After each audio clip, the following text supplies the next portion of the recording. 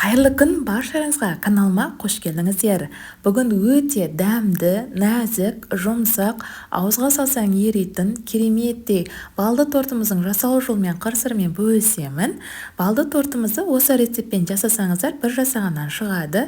Ең алдымен балды тортымыздың қамырын илеп, тестасын дайындауға бізге қажетті затымыз табиғи балымыз қажет, содамыз, 82% сары майымыз, шекеріміз және ұнымыз қажет. Ең алдымен отқа қоятын ыдысымызды алып, 5 ас қасық балымызды саламыз ыдысымызға. Осылай 5 ас қасығымды толтырып, ыдысыма салып алдым. Енді ыдысымызды отқа қойып, араластырып тұрамыз. Көпіріп, массамыз осылай көпіреді. Қоңыр түске енгенше жақсылап араластырамыз. Міндетті түрде араластырып тұрыңыздар, немесе асты жабысып қалуы мүмкін. Осылай қоңыр түске енеді. Қатты қоңыр түске енгенде, осылай өте қатты қоңыр түске енді сары майымызды және шекерімізді салып, шекеріміз бен сары майымыз ергенше жақсылап араластырамыз. Осылай араластыра отыра сары майымыз бен шекерімізді ертіп аламыз. Балды тортымыздың құрамына не қосқаным, қанша граммнан қосқаным барлығын төменге описание бөліміне жазып қалдырамын. Осылай жақсылап араластырып тұрдым. Шекеріміз бен сары майымыз еріді. Енді отымыздың астын өшіріп, отымыздың астын өшіріп тастадық. Енді содамыздың 2 чай қасықпен толтырмай саламыз. Жақсылап араластырамыз. Массамыз 2 есеге ұлғаяды. Кеңдеу ыдыс пайдаланыңыздар. Массамыз ұлғайып жатыр. Осылай жақсылап араластырып алдым. Осылай араластырып алдық. Енді тестамыз ыстық болғандықтан басқа ыдысқа тестамызды құйып алдым. Тез суиды сол уақытта. Осылай басқа ыдысқа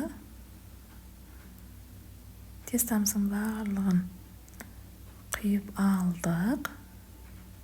Тестамыз енді ыстық. Жұмыртқаның мен салқын түрін пайдаландым. Салқындатып алып барып жұмыртқаны қоссаңыздар болады. Немесе асығыс болсаңыздар, осылай жұмыртқаның барлығын бірден қоспай, тез-тез араластырып отыра жұмыртқамызды салып, араластырып алыңыздар. Жұмыртқамыз салғасын. Тесталарыңыз ыстық болса, егер жұмыртқа қоссаңыздар, жұмыртқаларыңыз пісіп қалуы мүмкін. Сол үшін тез-тез араластырдым. Осылай ұнымызды салып, електен өткізіп дайындап алған тестамыз ыстық болғандықтан лопаткамызбен осылай араластырып, ұнымызды салғасын осылай араластырып алдым. Лопаткамызбен араластырып қиын болғандықтан қалған ұндарымызды салып, лопаткамызды алып тастап, қолымызбен бір келкі болғанша қамырымызды жақсылап илеп аламыз.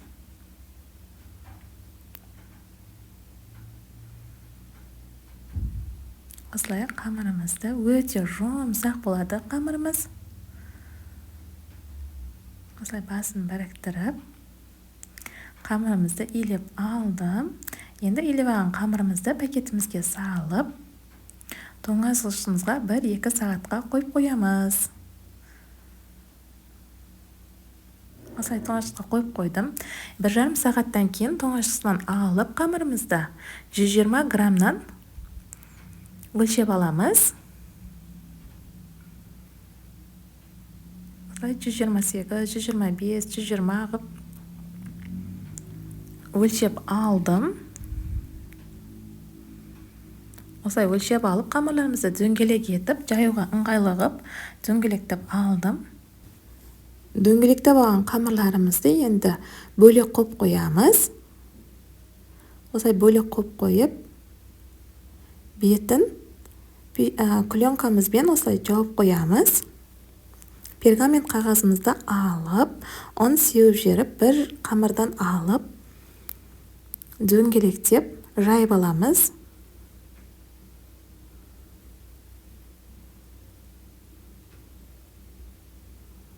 осылай ұн сеуіп отырып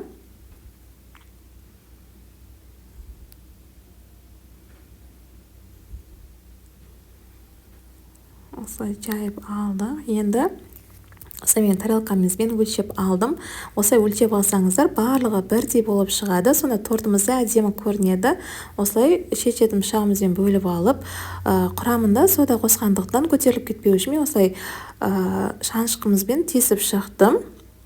Осылай екінші қамырды сіздерге көрсетіп жатырмын. Пергамент қағазымызды алып, ұн сеуіп, дайындалған қамырымызды жайып аламыз.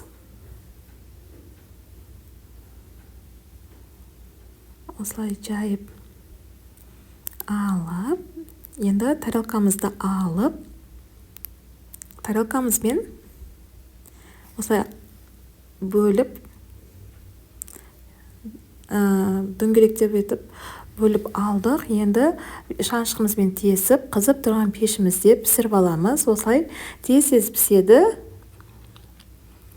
4-5 минутта өзі пісіп қалады. Тортымыз осылай пісіріп алып, суытып, осылай қып-қызыл әдемі болып пісіп шыққан қожықтарымыздың барлығы. Енді тортымыздың кремін әзірлейміз. Ол үшін құрғақ ыдысымызды алып, мен осылай творожный сыр пайдаландым. Творожный сырымызды 400 грамм өлшеп аламыз. Осылай сырымызды өлшеп алып, үстінен шекерімізді қосып, 100 грамм шекерімізді қосып, жақсылап бір миксерлеп аламыз. Осылай творожный сырымыз бен шекерімізді немесе сахардан пудрамызды қосып, бірінші миксерлеп алыңыздар. Сонда бір келкі әдемі шығады креміміз. Сливкемізді құйып, мен осы 34% сливки пайдаландым. Сливкемізді құйып, миксеріміздің жылдамдығын жайдан бастап жоғарылата отыра, крем болғанша, өз қалпын ұстағанша жақсылап миксерлейміз. Өз қалпын ұстап келе жатыр креміміз.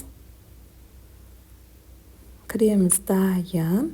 Осылай шет-шетін бәрін лопаткамызбен ортаға жинап, өз қалпын ұстап тұр креміміз. Креміміз дайын. Енді тортымызды жинаймыз. Ең алдымен қожығымыздың астына крем жағып жіберіңіздер. Осылай 2 ас қасықтан кремімізді салып, тегістеп барлық жеріне қожықтарымыздың жағып шығамыз кремімізді. Осылай крем жағып алдық. Енді екінші қожығымызды салып, 2 қасық кремімізді жағып, осылай тортымыздың барлығын жинап шығамыз. Осылай тортымыз жинап шықтық. Шет-шетін барлығын тегістеп отыра, дұрыстап аламыз тортымызды. Осылай тегістеп алдым. Тортымыз әдемі көрінеді тегістеп алсаңыздар. Енді қожықтарымыз пісіргенде шет-шетінен қалғанның барлығын алып, осылай оқтауымызбен майдалап аламыз. Егер блендерлеріңіз болса, блендермен езіп алсаңыздар да болады. Мен қолмен осылай бір келкі қылып езіп алдым. Бір келкі езіп алып, енді тортымыздың үстіне, жан-жағына әдемілеп барлық жеріне сеуіп шығамыз.